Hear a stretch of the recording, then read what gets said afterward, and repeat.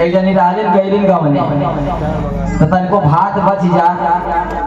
आटा सानल बच जाते हो जा, रोटियां बच जा, तो लगा कर आगे भैया खाले हमार और कर्म में सास लिखल है बतावा दूल्हा खच्चर बटले बटा ही सासो हमरे बाटे तनको भात बच जाला, तनको रोटी बच जाला, तो लगे हमके कर आगे ज्ञान के बात सुनल जाए गुरु बहना नाचे कूदे से बटले आज कहानी की चला गई नहीं हरे कहानी पापा कहता बड़ी हमारे सास खटकी में मिल गई, लेकिन उनके ऐसा कौन दवाई दे देता कि अक्का दवाई दे देती तब न हो जाए। अरे बाप रे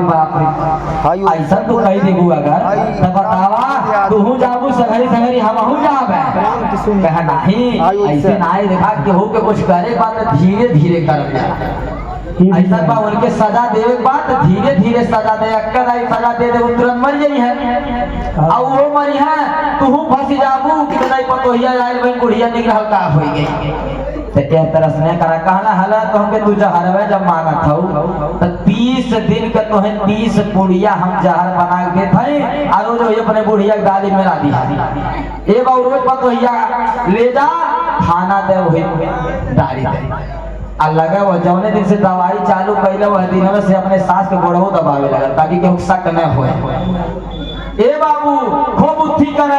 जब 5 दिन हो गए 10 दिन हो गए तो बुढ़िया सोचतिया पहले पतोहिया हमार नाई सेवा करत रही है आय अब देखत है दोनों टाइम गोड़ों दबावे ले कपारे जौन बा तेल धई दबाऊ दे ले ई का बात है। अब बुढ़िया के अंदर प्रेम जागा था गुरु बहना अपने पतोही के प्रति कि पहले नहीं करता है चला ये हमारी बिटिया तने नुकसान है बढ़ाई तने नुकसान है खाना हुई कोनो बात नहीं है बड़ी निक भाई बड़ी सेवा करती है। अब बदलाव आवता पहले ही मन में नहीं रहा। अब यार जब 20 दिन हो गए लगभग 10 दिन बचल बा भाई 20 दिन हो गए तो सास का करें जब पतोहिया कमावा करत देखें तो अपनो हाली हाली लगा करवावे वो बर्तन मासे तब भी कुछ सब्जी काटे तब भी कुछ आटा सान ले वो झाड़ू लगा दे ऐसे ऐसे काम हो लगल पतोहिया सोचतिया पहले हमारे सास नहीं करत रहली आया 10-15 दिन से करवाती है हम ये करवा करी लेते करवा मिल के वो करवा लेनी तो जल्दी सो जाता। हमारी सास बड़ी निक बाटी झूठो इनके हम दवाइयाँ देते हैं दवाई नहीं देती अगर तो हमारे सास अरे बाप रे हम कैसे रहा। अब जब 25 दिन हो गए तो इतना प्रेम हो गए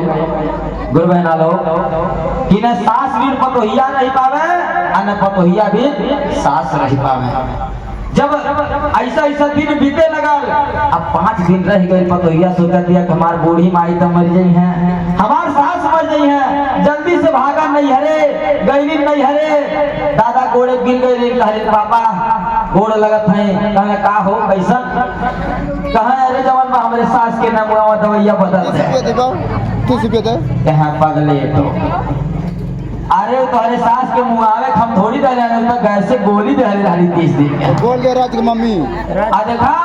वह चिजिया काम कर गई तो हम बन के दोनों जने के प्रेम बढ़ गए ई प्रेम में बढ़ावे नाते तू मूर्ख बाटे तो तोहर बाप मूर्ख नाई बाटे। बोले शिव गुरु महाराज।